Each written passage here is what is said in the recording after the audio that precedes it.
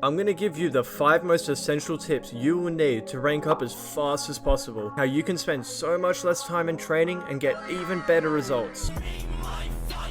When you open Rocket League, what is the first thing you do? I know for a fact it is not any type of training routine. You hop into free play and start doing random air dribbles. Trust me, I know, I do it too. Look, if you really want to rank up as fast as possible, you have to be willing to do things not many other players are doing. You want to focus your training routine around a couple basic principles. First of all, you have to focus on the basics. At its core, Rocket League is a simple game. You shoot the ball on net, and if you score more than the other team, you win. Now, the easiest way to score is not flip resets, it's literally just shooting the ball. So practice that. Shooting the ball well is literally like 50% of this game. If you can score consistently when you have the ball, you will find yourself ranking up insanely fast. Now, optimizing your training means spending less time AFK brain air dribbling in free play, and more time consciously focusing on what you want to improve. For example, if you find yourself really lacking in the aerial department, put an emphasis on practicing these in your training routine. Now, one of the best drills you can possibly do to improve is just hitting the ball around in free play with as much speed as possible. This single drill will help you more than almost any other training pack available out there, because this literally trains everything. Your reactions, your ability to hit the ball with power, recoveries, movement, aerials, all in the same drill.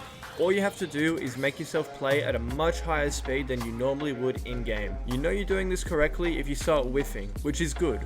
Whiffing is learning. If you use this drill instead of doing random freestyle mechanics to warm up, I guarantee that you will win more games. Now, I'm not saying that you should avoid training packs entirely, but right now you need to start looking at them differently. Training packs are a very useful tool to train mechanics in common scenarios that you would see in-game, but you should not view it as your main form of training.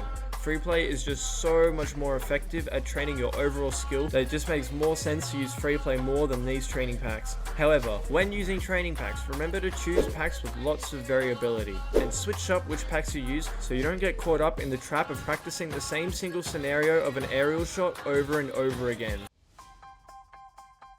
Power slides. I would honestly say this is one of the most overlooked mechanics in Rocket League. Mastering this part of your game is absolutely essential to improving your overall speed and recoveries around the map. And the best part is, once you learn how to power slide correctly, you can almost instantly see improvement. Now, learning how to power slide correctly just means thinking a little bit harder about what you're doing on the field. What I mean by this is you have to consciously apply what I'm about to tell you about power sliding in your gameplay in order for it to become an unconscious part of your gameplay. Now, most lower level players and even higher level players tend to actually underutilize power slide. Like, I see so many players just forgetting that power slide exists, so they end up landing super awkwardly on the ground. Most players in Rocket League use power slide less often than they should, and when they do power slide, they power slide for longer than they should. When doing any sort of recovery mechanic, consciously focus on potentially power sliding when you land to keep your momentum. Now, I'm not saying you need to be holding down power slide at all times, like some type of figure skating champion, but get a feel for the different ways and situations you can use power slide in. I would say that for almost every single recovery you do in-game,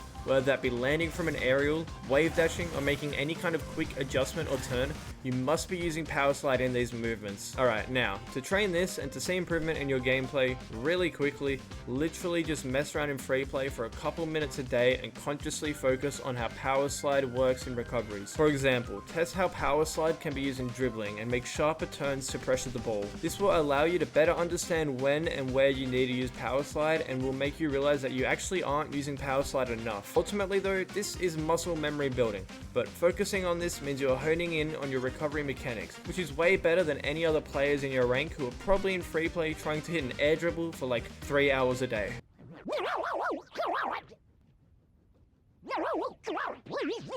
Look, I'm sorry, I wish it didn't have to come to this, but it was inevitable. Playing 1v1 is literally Rocket League Improvement Simulator on steroids. Like, I can't not tell you guys to at least try to play this game mode. It would honestly be unfair to you guys, my audience. However, I know how utterly soul-crushing this can be, so I'll tell you why I think it's worth all the pain. Straight off the bat, this is the best game mode if you're looking to improve the fastest in terms of your overall personal skill, which equals ranking up faster too. Obviously, it forces you to sharpen up your mechanics like no other game mode, and better helps you understand your own mistakes because you don't have other other players to back you up. There's literally no one else to blame for getting scored on except yourself. This game mode causes you to self-reject a lot, and it forces you to think about every decision you're making rather than just AFK brain and relying on strictly muscle memory to win in other game modes. Because so many people are reluctant to play this game mode, putting your hours in is going to give you a huge advantage on other players. Most players don't really like playing 1v1s for obvious reasons, but this leaves out a huge aspect of improvement that they could be using to improve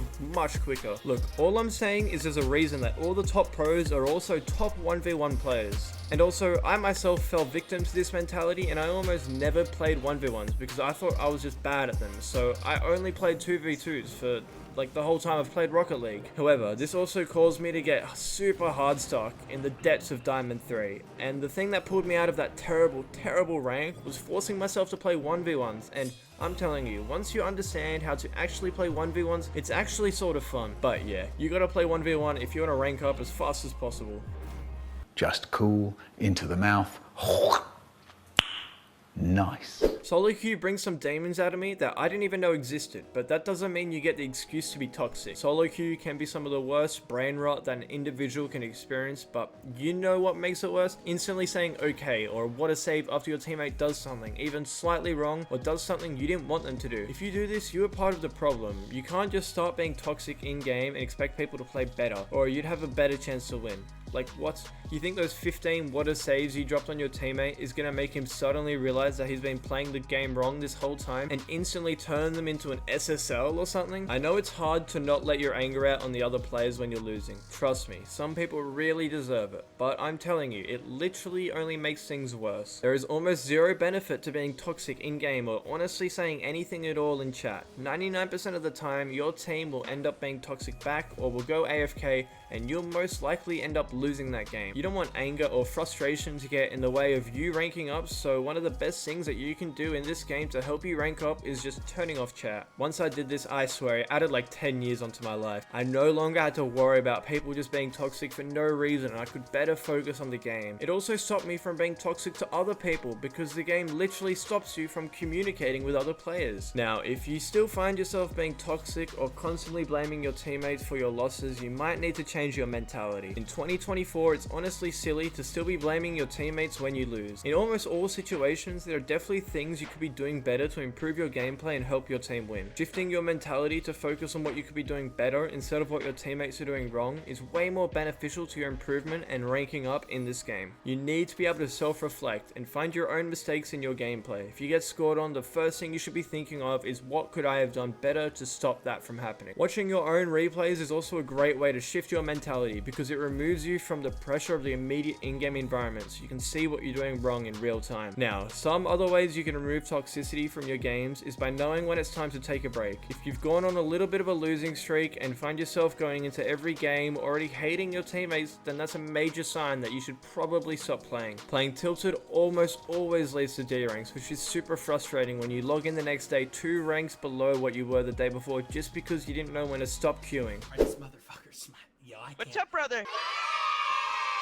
Ultimately, if you're not having fun with the game, you're not going to want to rank up. If that means you absolutely cannot play 1v1s or something, then okay, fine. Don't play 1v1s. At the end of the day, Rocket League is supposed to be a game you can enjoy. If you're having fun with the game, that is when you will improve the most. Honestly, it's not really all that fun to grind shooting and defense drills all day to improve.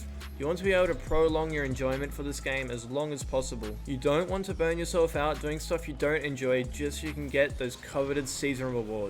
Like, imagine grinding all season to rank up just to get these. It's not really worth it. Now, one of my favorite things to do to have a lot more fun while ranking up is playing with friends. Like, Rocket League gets a billion times better when you're just messing around and chilling with your homies. Ranks become so much easier when you can actually talk to the person you're playing with and not just communicate through quick chat like cavemen. You can build up chemistry with your friend and be able to carry each other through the ranks like you can't really do with a solo queue teammate. Playing casual games and extra modes with your friends is also literally unbeatable.